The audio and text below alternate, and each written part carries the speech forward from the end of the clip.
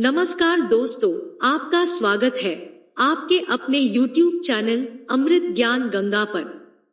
चलिए शुरू करते हैं आज की बहुत ही ज्ञानवर्धक, रोचक और मनोरंजक कहानी। सुबह का उजाला फैलने ही वाला था। महर्षि गौतम अपनी कुटिया से निकलकर वन में हवन और जलावन के लिए समिधा आदि लेने गए हुए थे। कुटिया में अकेली परम सुंदरी देवी अहिल्या अपने दूध मुहे बालक सतानंद की बाल्य क्रीड़ाओं का आनंद उठा रही थी। तभी अचानक द्वार पर हलचल महसूस हुई। देवी ने पलट कर देखा तो महर्षि गौतम खड़े मुस्कुरा रहे थे, लेकिन उनकी मुस्कुराहट में चिर परिचित सौम्य पवित्रता की जगह वासना का तीव्र उन्माद झलक रहा था। देवी अहिल्या समझ गई कि ये कोई आगंतुक है, कपटी है, छलिया है, पर वह देवी अहिल्या थी, ब्रह्मा की पुत्री और ब्रह्मा पुत्र गौतम की पत्नी देवी अहिल्या। उन्होंने अधिकार और आत्मविश्वास के स्वर में पूछा, कौन हो तुम? गौतम बना हुआ आगंतुक बोला, देवी देवताओं का राजा इंद्र आपकी देहरी पर समागम की चाह लेकर आया है। क्या आप इस दरिद्र देवराज को संपन्न नहीं करेंगी? उसके बाद यदि श्रीमद् वाल्मीकि रामायण के बालकांड के 48वें सर्ग के 19वें श्लोक की भाषा में कहे तो महर्षि विश्वामित्र श्री रामचंद्र जी को बताते हैं कि हे रघुनंदन, मुनि वेश धारण कर आए हुए इंद्र को पहचान कर भी उस मति भ्रष्ट दुर्बुद्धि नारी ने कौतूहलवश ऐसा सोचकर कि देवराज इंद्र मुझसे प्रणय याचना कर रहे हैं, समागम का प्रस्ताव स्वीकार कर लिया। यानी देवराज इंद्र ने अहिल्या के साथ कोई छल नहीं किया था, कोई जबरदस्ती नहीं की थी, अपितु जो भी हुआ वह देवी की सहमति से हुआ। अब इस कथा का सत्य क्या है? अहिल्या को लेकर इंद्र इतने काम भाव से क्यों भरे हुए थे? देवी अहिल्या, जो एक तरह से महर्षि गौतम की बहन थी, जिनका बचपन में लालन पालन महर्षि गौतम ने किया था, वे उनकी पत्नी कैसे बनी और स्वयं देवी अहिल्या का पूरा जीवन चरित्र क्या है? ये सभी बातें और इनके अलावा और भी बहुत कुछ आपको आज की इस रोचक और ज्ञानप्रद वीडियो में जानने के लिए मिलेगा।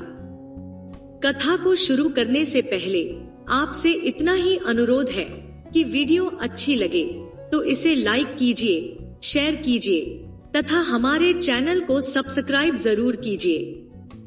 अब आइए इस कथा को प्रारंभ करते हैं। उस दिन देवी अहिल्या के साथ क्या घटा, ये स्पष्ट तौर पर जानने से पहले हमें महर्षि गौतम और देवी अहिल्या के बारे में प्रारंभ से जानना होगा।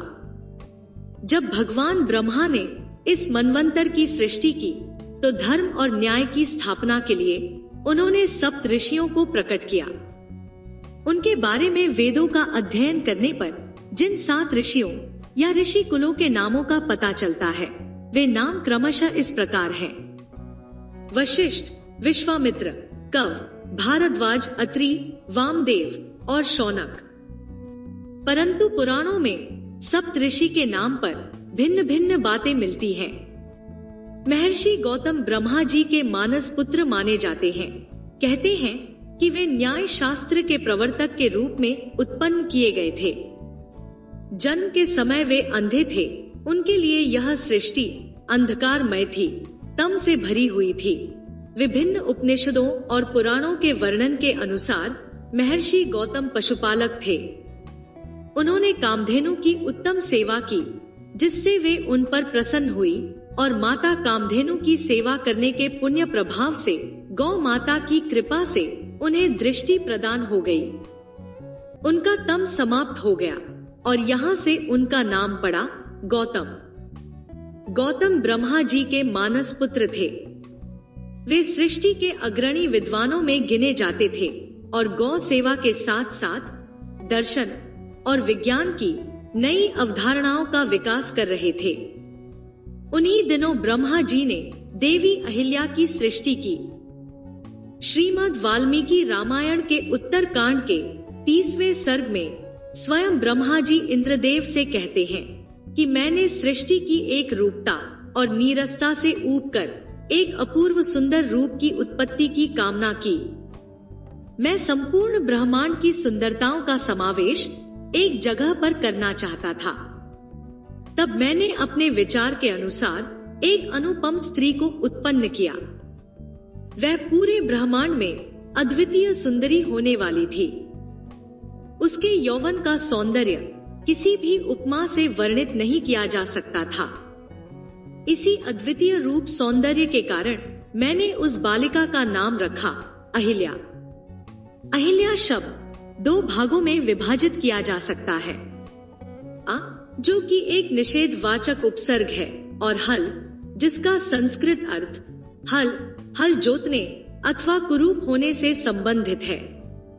रामायण के उत्तरकांड में ब्रह्मा जी द्वारा इसका अर्थ बिना किसी असुंदरता के बताया गया है।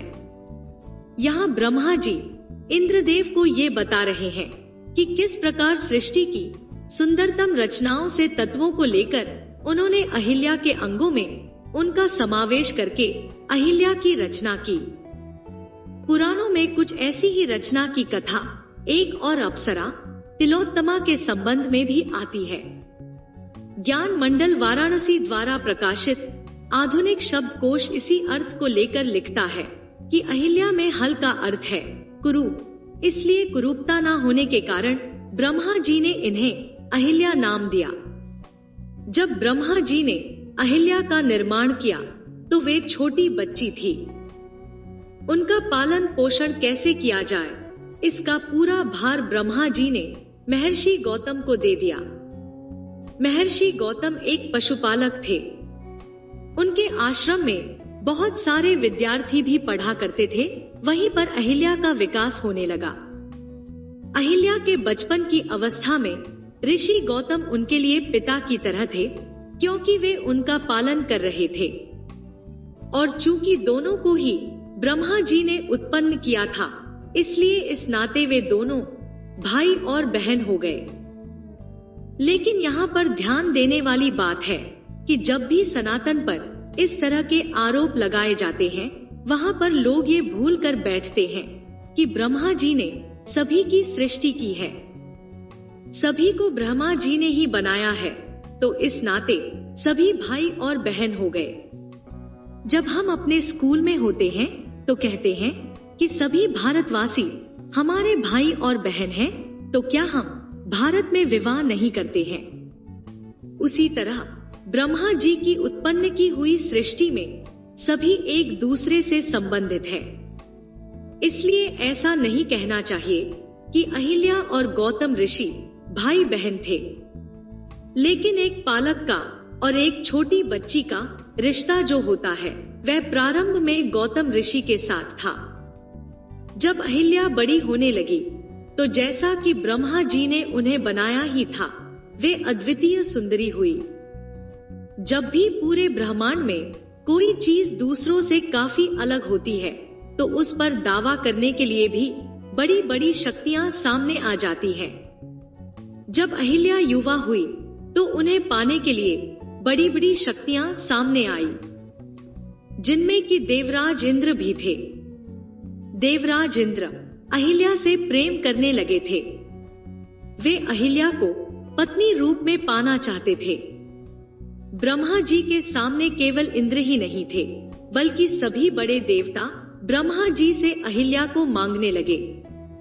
तब ब्रह्मा जी ने इसका एक उपाय निकाला। उन्होंने कहा कि जो भी मेरे द्वारा बनाए गए ब्रह्मांड की परिक्रमा एक बार पूरी करके सबसे पहले आएगा, मैं उसी के साथ अहिल्या का विवाह करा दूंगा। ब्रह्मा जी की इस बात को सुनकर सभी देवता ब्रह्मांड की परिक्रमा करने निकल गए, जिनमें कि महर्षि गौतम भी थे। वे भी ब्रह्मांड की परिक्रमा करने के लिए निकले, लेकिन गौतम एक पशु पालक थे। जब वे ब्रह्मांड की परिक्रमा पर निकलने ही वाले थे कि उनके आश्रम की एक गौ प्रसव पीड़ा से दुखित हो रही थी। उसका प्रसव होना उस समय निश्चित था। तब महर्षि गौतम ने ब्रह्मांड के भ्रमण का विचार त्याग कर सबसे पहले उस प्रसव पीड़ित गौ का प्रसव कराया। प्रसव सकुशल रहा और उसके बाद गौतम ऋषि जब ब्रह्मांड विजय करने के लिए निकले तो उनसे पहले ही सभी देवता ब्रह्मांड का चक्कर लगाकर वापस आ चुके थे। चूंकि देवताओं में सबसे प्रतापी और सबसे बलवान राजा इंद्र थे, इसलिए उस प्रतियोगिता में इंद्र ने प्रथम स्थान प्राप्त किया। ब्रह्मा जी अहिल्या का विवाह इंद्र से करने ही वाले थे कि वहां पर नारद जी आ गए और नारद जी ने कहा कि चूंकि गौतम ऋषि ने परिक्रमा करने से पहले एक गौ का प्रसव कराया है और एक प्रसव पीड़ित गौ की परिक्रमा करना ब्रह्मांड की परिक्रमा करने के बराबर ही फलदायक होता है, इसलिए गौतम ऋषि का अधिकार अहिल्या पर अधिक बनता है। इसके पीछे ये भी कारण दिया जाता है कि चूंकि अहिल्या अद्वितीय सुंदरी थी और इंद्र के पास स्त्रियों की कोई कमी नहीं थी, इंद्राणी का पद शची के लिए पहले से ही नियत था, तो अहिल्या भोग की वस्तु बनकर रह जाती। लेकिन ऐसी अद्वितीय सुंदरी को केवल भोग की वस्तु बना देना कहीं का न्याय नहीं था। इसीलिए नारद जी ने अहिल्या का विवाह गौतम ऋषि के साथ करने की बात रखी। ब्रह्मा जी ने अपने पुत्र नारद की बात को स्वीकार कर लिया और फिर अहिल्या का विवाह गौतम ऋषि से करा दिया गया। गौतम ऋषि इस पूरे ब्रह्मांड की सबसे सुंदर स्त्री को पाकर धन्य हो गए। उसके बाद न्याय शास्त्र के प्रवर्तक गौतम अपनी कुटिया में वापस आए और नित्य कर्म करते हुए वहां पर निवास करने लगे। जब वे तपोवन में रहने लगे तो अन्य ब्राह्मणों को उनसे जलन होने लगी, क्योंकि उनकी पत्नियां साधारण थी जबकि गौतम की पत्नी असाधारण थी। इसीलिए वे सब ब्राह्मण गौतम ऋषि से नाराज हो गए और उन्हें अपने तपोवन से बाहर निकालने का उपक्रम करने लगे। लेकिन उनके तमाम प्रयासों के बावजूद वे गौतम ऋषि में कोई ऐसी कमी नहीं निकाल पाए जिसके कारण उन्हें तपोवन से बाहर किया जाए। तब उन ब्राह्मणों ने इसके निमित्त भगवान श्री गणेश की आराधना की। उनकी आराधना से प्रसन्न होकर गणेश जी ने उनसे वर मांगने के लिए कहा। तब वे ब्राह्मण बोले, प्रभु, यदि आप हम पर प्रसन्न हैं, तो किसी प्रकार इस ऋषि गौतम को इस आश्रम से बाहर निकलवा दें।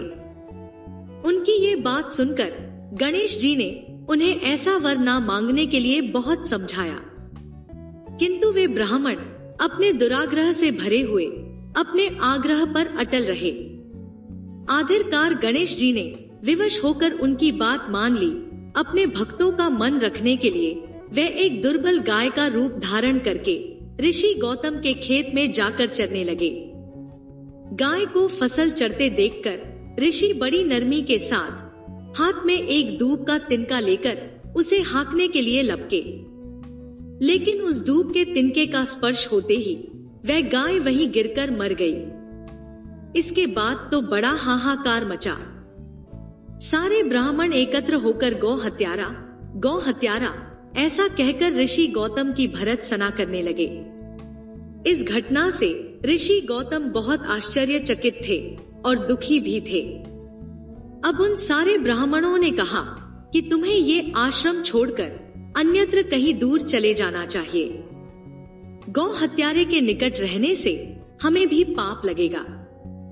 उनकी ऐसी ही बातों को सुनकर विवश होकर गौतम ऋषि अपनी पत्नी अहिल्या के साथ वहां से एक कोस दूर जाकर रहने लगे, किंतु उन ब्राह्मणों ने वहां भी उनका जीना दूभर कर दिया।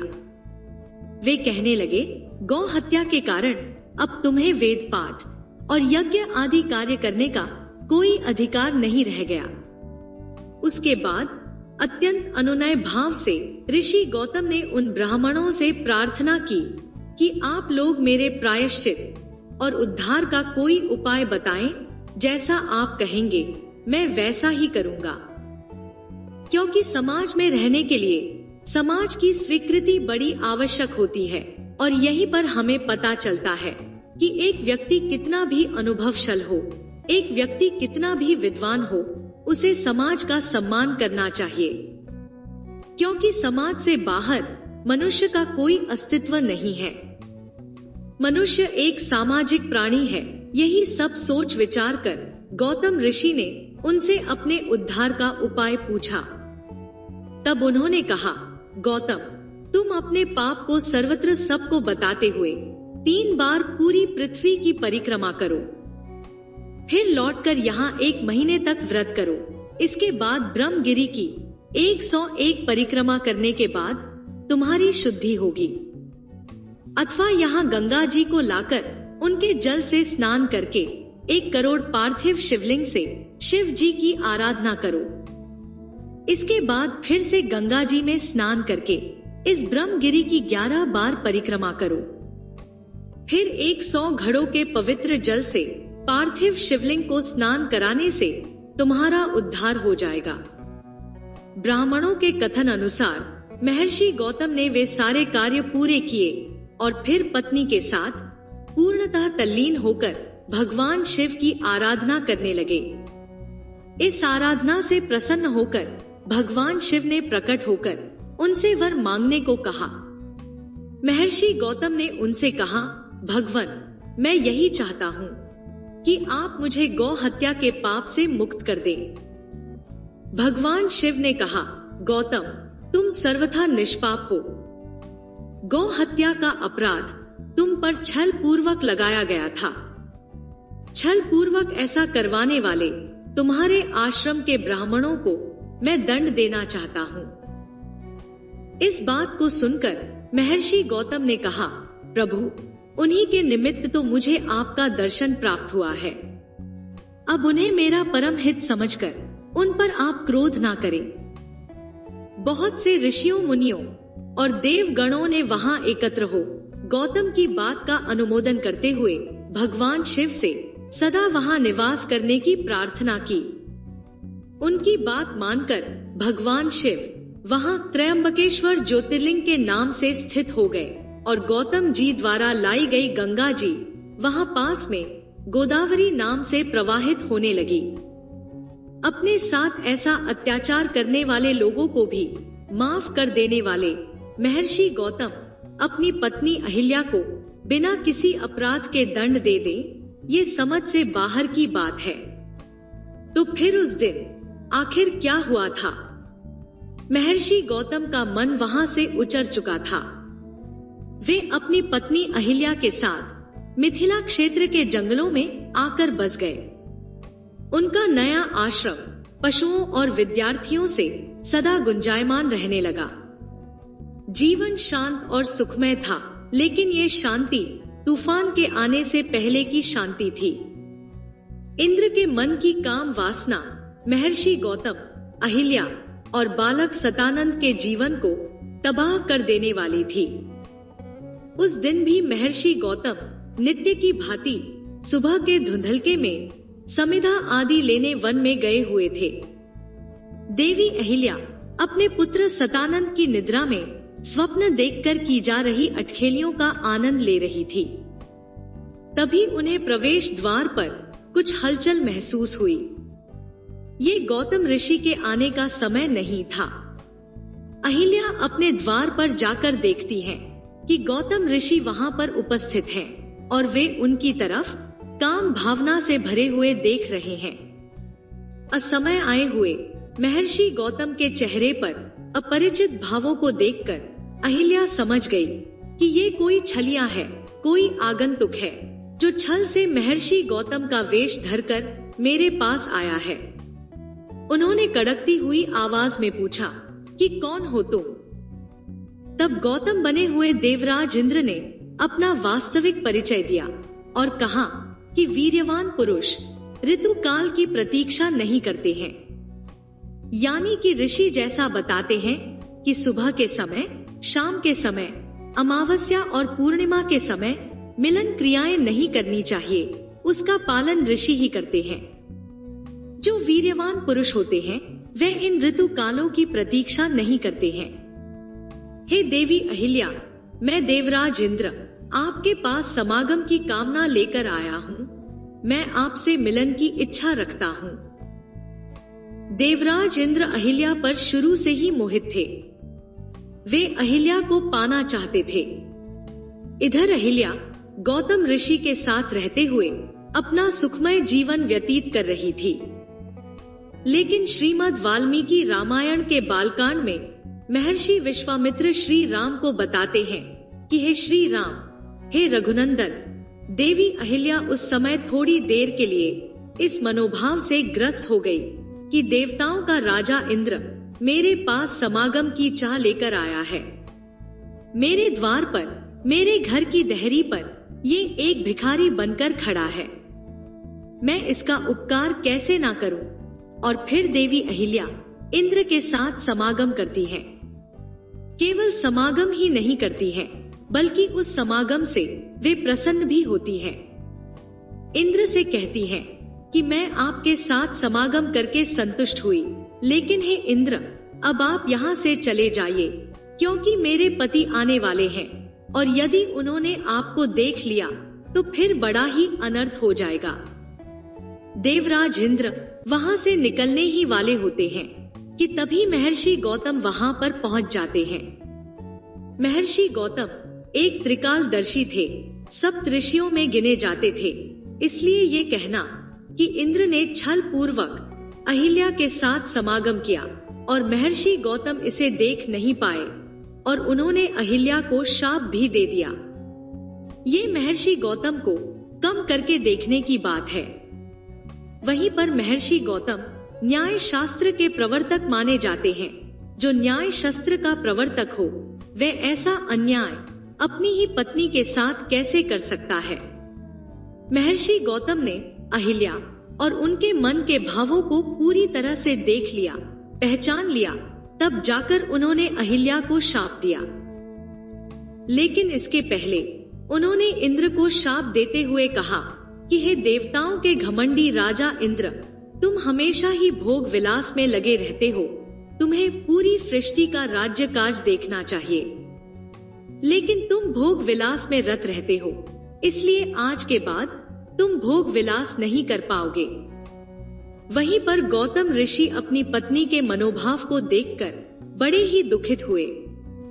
वे अहिल्या से बहुत प्रेम किया करते थे। उन्होंने अहिल्या को ये शाप दिया कि अहिल्या, तुम इस आश्रम में यहीं पर रहते हुए इस प्रकार निवास करोगी कि तुम्हें कोई दूसरा प्राणी देख भी नहीं पाएगा। जब तक त्रेता युग में भगवान श्री राम का आगमन नहीं होगा, तब तक तुम राख एवं धूल से लिपटी हुई यहाँ पर अकेले निवास करोगी। तुम्हारे शरीर में केवल इतनी ही ऊर्जा शेष रहेगी कि तुम जीवित रहो। जब प्रभु श्री राम तुम्हारी कुटिया में पधारेंगे, तुम उनका सेवा सत्कार करोगी और यदि उन्होंने तुम्हें अपना लिया तो फिर तुम अपने पाप से मुक्त हो जाओगी और मैं तुम्हें अपना लूंगा।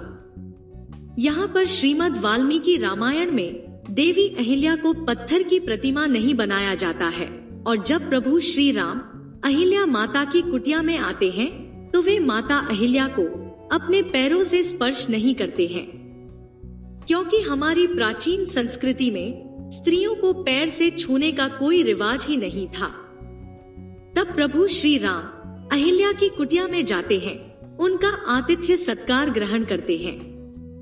प्रभु श्री राम द्वारा अहिल्या के आतिथ्य सत्कार के ग्रहण करते ही अहिल्या अपने शाप एवं अपने पाप से मुक्त हो गई और प्रभु श्री राम माता अहिल्या को प्रणाम करके विश्वामित्र मुनि के साथ वहां से आगे बढ़ जाते हैं। देवी अहिल्या अपने पति गौतम के पास चली जाती हैं और उनके पुत्र सतानंद तब तक बड़े होकर राजा जनक के कुल गुरु सतानंद हो चुके होते हैं, जो बाद में अपनी माता की मुक्ति का समाचार सुनकर बड़े ही प्रसन्न होते हैं।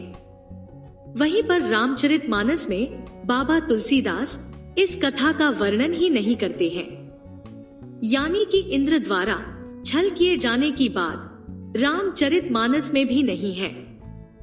रामचरितमानस में बड़े ही संक्षेप में ये कथा आई है। कहते हैं, विश्वामित्र ने कहा, यहाँ पर देवी अहिल्या पत्थर की शिला के रूप में है और रास्ते में एक सुनसान आश्रम को देखकर प्रभु श्री राम विश्वामित्र जी से पूछते हैं कि यहाँ पर क्या हुआ था, और तब विश्वामित्र पूरी कथा सुना देते हैं। अब ये पूरी कथा क्या है, ये रामचरितमानस में वर्णित नहीं है और वही कथा है जो ऊपर बताया गया है। विश्वामित्र मुनि बताते हैं कि यहाँ पर गौतम ऋषि की पत्नी एक पत्थर का रूप धर के आपके चरण की धूल की प्रतीक्षा में पड़ी हुई है। फिर प्रभु श्री राम अपने पैरों से माता अहिल्या का स्पर्श करते हैं और अहिल्या शाप से मुक्त होती है। अहिल्या प्रभु श्री राम के आगे हाथ जोड़ती है। प्राचीन संस्कृति में स्त्री को पैर से स्पर्श करना और जो आपसे बहुत बड़ी है, जो आपसे युगों पहले हुई थी, उनसे अपने आप को प्रणाम करवाना ये किसी को भी स्वीकार्य नहीं था। लेकिन बाबा तुलसी के राम ईश्वरीय राम है, वे केवल युग नायक नहीं है, जबकि वाल्मीकि जी के राम एक नायक है। इसलिए ये छोटे मोटे अंतर यहाँ पर दिखाई देते हैं। पत्थर के रूप में अहिल्या को सबसे पहले कवि कालिदास ने रघुवंश में वर्णित किया। यदि महाभारत का संदर्भ ले तो वहाँ गौतम ऋषि को शरद्वान गौतम कहा गया है और उनकी पुत्र पुत्रियों में एक चिरका नामक पुत्र का भी जिक्र आता है। गौतम ऋषि जमदग्नि ऋषि का अनुकरण करते हुए अपने पुत्र चिरका को आदेश देते हैं कि जाओ अपनी माँ की हत्या कर दो। जैसे महर्षि जमदग्नि ने रेणुका के लिए अपने पुत्र परशुराम से कहा था कि तुम अपनी माँ की हत्या कर दो, और परशुराम जी ने रेणुका माता का गला काट दिया था। लेकिन यहाँ पर चिरका अपने पिता की बात नहीं मानते हैं और फिर महर्षि गौतम चिरका को भी शाप देते हैं और अहिल्या को भी शाप देते हैं कि वह राख बनकर प्रभु श्री राम की प्रतीक्षा करे। वहीं पर श्रीमद् वाल्मीकि रामायण के ही 30वें सर्ग में जहां रावण के स्वर्ग विजय की कथा का वर्णन है, वहां पर देवराज इंद्र युद्ध में मेघनाद से पराजित होकर पितामह ब्रह्मा के पास जाते हैं और पूछते हैं कि हे प्रभु, मैं किस पाप के कारण आज रणभूमि में पराजय का मुख देख रहा हूँ।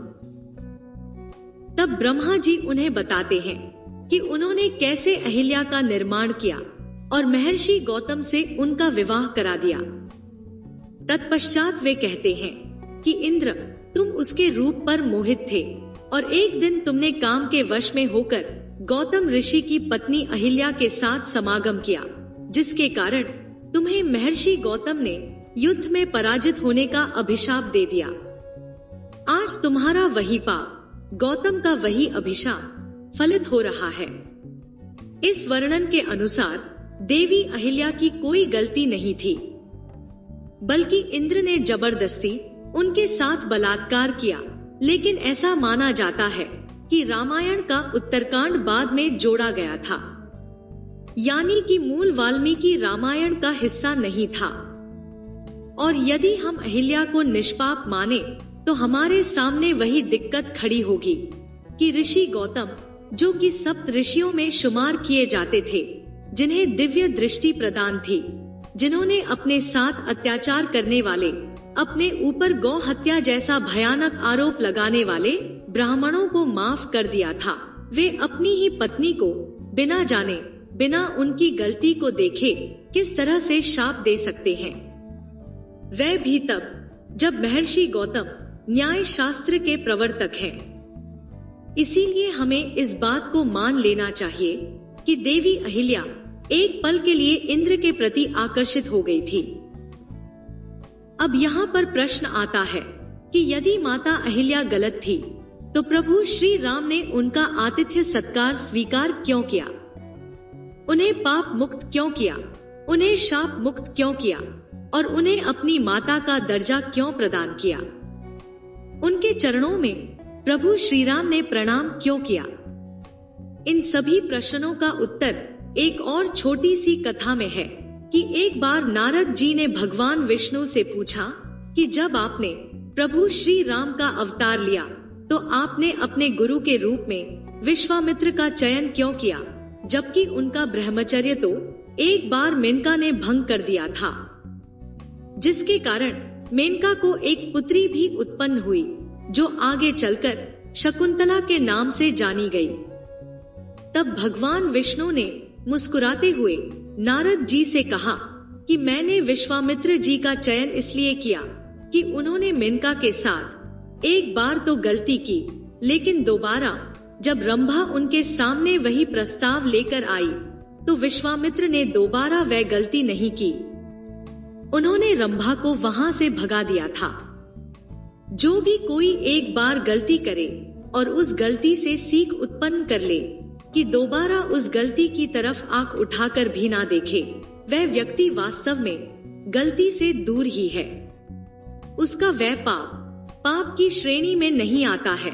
और इसीलिए प्रभु श्री राम ने माता अहिल्या को अपनी माता का दर्जा दिया, क्योंकि माता अहिल्या के मन में एक पल के लिए जो भी भाव आया हो, लेकिन उसके बाद उन्होंने अपना पश्चाताप पूरा किया और फिर 5 कन्याओं में गिनी गई। वे परम पवित्र स्त्री गिनी गई। ये थी हमारी प्रस्तुति देवी अहिल्या की कहानी।